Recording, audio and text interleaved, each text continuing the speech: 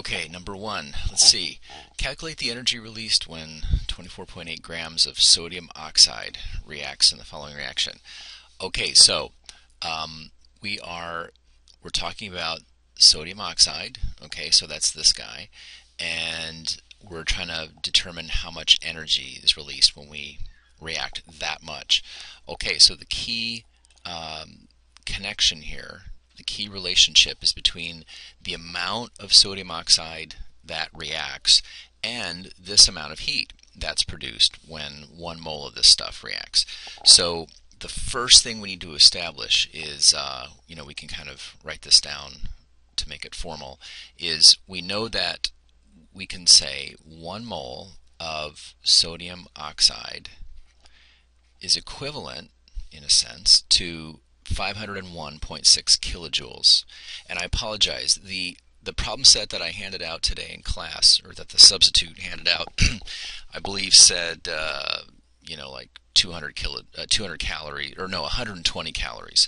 I beg your pardon. That was I meant to have this in kilojoules. So I'm gonna.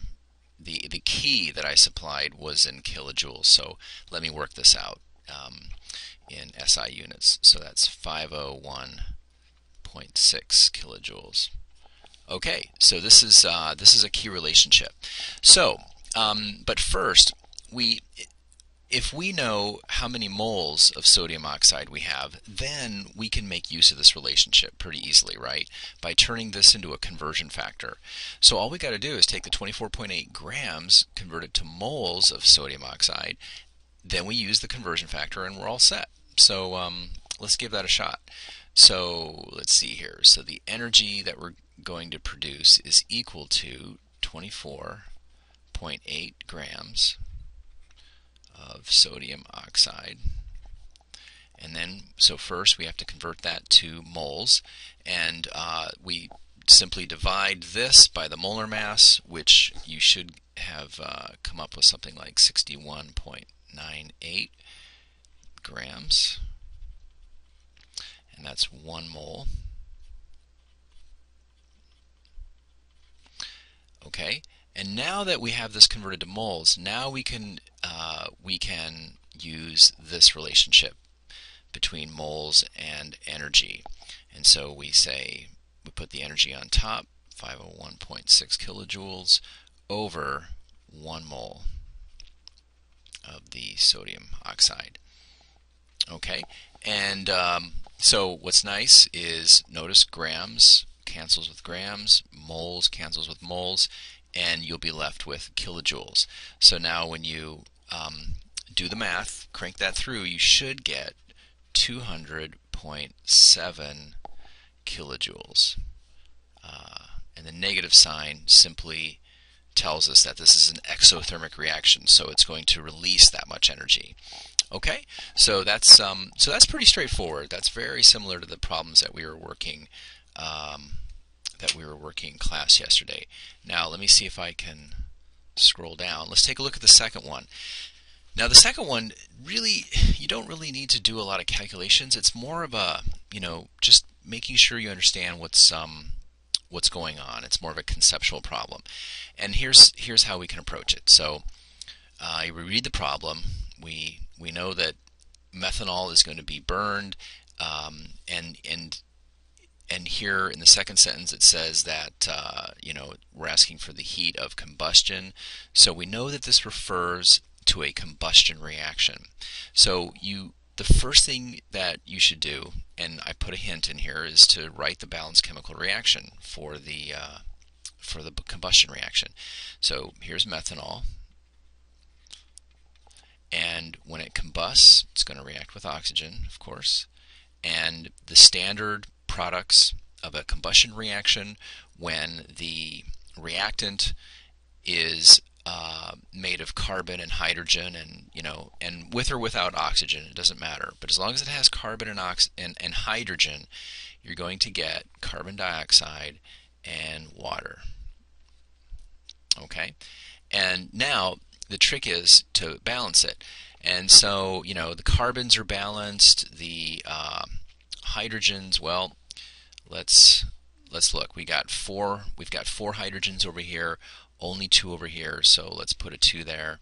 Now we have 4 oxygens, right? Over here we only have 3. And so all we have to do is, if we put a 2 here, now we have 2 oxygens plus 2 is 4 oxygens on the left. We've got 2 plus 2 oxygens on the right. So the oxygens are balanced, the hydrogens are balanced, let's see. However, the carbons, let's see here. I feel like I've done something not so good. So let's see, now we have 4, we have 6 oxygens on the right, we have 4, so now all we got to do is, let's see, hold on. Okay, guys, sorry about that.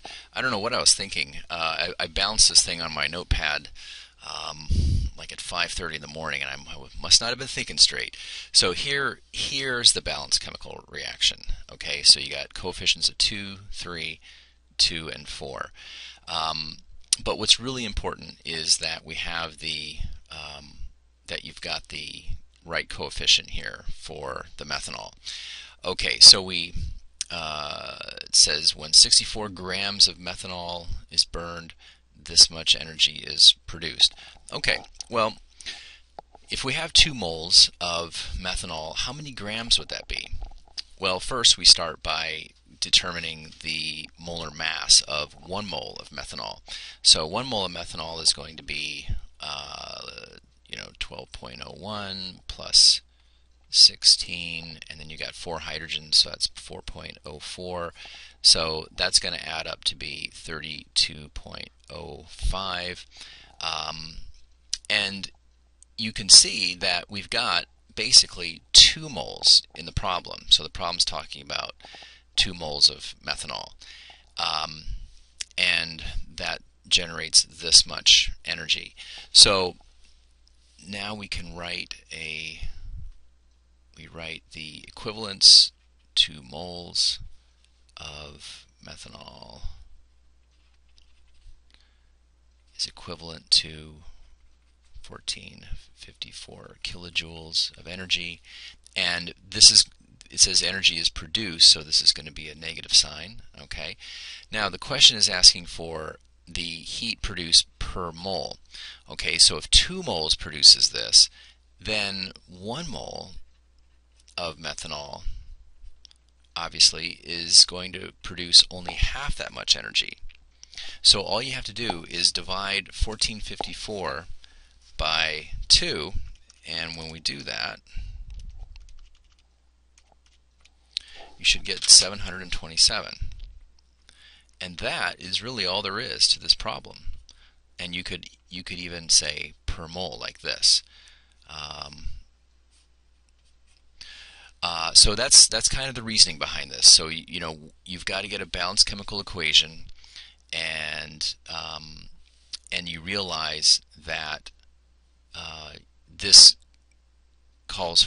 is 2 moles, and we know that since 1 mole is 32 grams, and the problem is giving us twice that much, then we have 2 moles.